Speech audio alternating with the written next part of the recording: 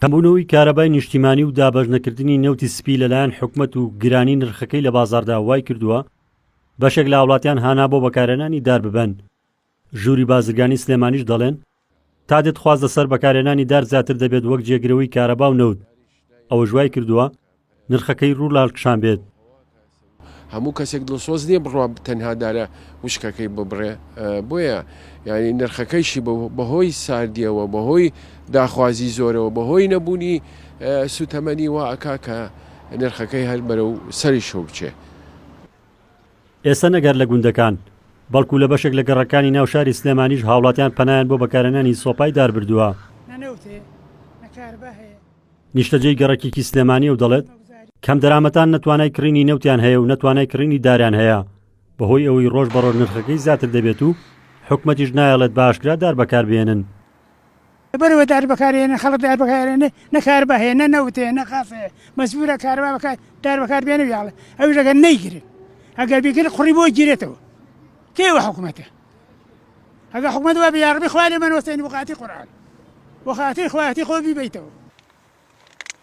چالاکێکی ژینگە دەڵێت حکومەت ئەوەی لای گرنگ نەبێت ژینگە و دارەسانە سروشتی و دەستکردەکانە هەر بۆیە ساڵانە سەدان داری بەتەمەنی سەر و 50 ساڵ دەبردرێنەوە. دەژڵێت زیانەکانی بەکارهێنانی دار لە ئایندەدا دەردەکەون و وێرانەی بەسەر دۆخی ژینگەی ناوچەکەدا دێت. ئەوەی کە ئێمە مەترسیمان هەیە لە کەمبوونەوەی ڕێژەی دارستانە دەستکردەکان یاخود سروشتیەکان ئەوەیە کە بەداخەوە لە هەرێمی کوردستانە ڕێژەی سەوزایی هەم لە دەرەوە هەم لە ناو شار و نیشتەجێبوونە نەگەشتێتەوە ئاستەی کە لەسەر ئاستی ستانداردی جیهانی بێ. کۆمەڵێ داربەڕوو بڕاوەتەوە کە تەمەنیان هیچی لە 40 ساڵ و 50 ساڵ کەمتر نییە. دەیوەرە بۆ نمونە لە ئێستاوە چاوەڕێ بکە نەمامێکی تر تاو کاتە گەورابێ.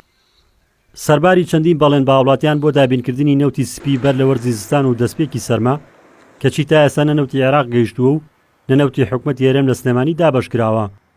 ئەوش بووە بە پاساوی بەکارهێنانی دار لەلایەن هاوڵاتیانەوە. زۆربوونی بەکارهێنانی داری وشک لەلایەن هاوڵاتیانەوە وای کردووە نرخەکەی بە بەراورد بە ساڵی ڕابردوو بۆ دوێندا بەرز بێتەوە. بە جۆرێک پارساڵ نرخی یەک ئۆتۆمبیلی بچووکی داری وشک نزیکەی 100,000 بوو، بەڵام ئەمساڵ نرخەکەی بووە بە 200,000. بۆ ئۆتۆمبیلی گەورە و باڕالگریش پارساڵ یەک ئۆتۆمبیلی باڕالگری داری وشک نزیکەی 400,000 نرخەکەی بوو، بەڵام ئەمساڵ نرخەکەی نزیکەی 600,000 دینارە. ڕزگار جەبار کێنێن سلێمانی.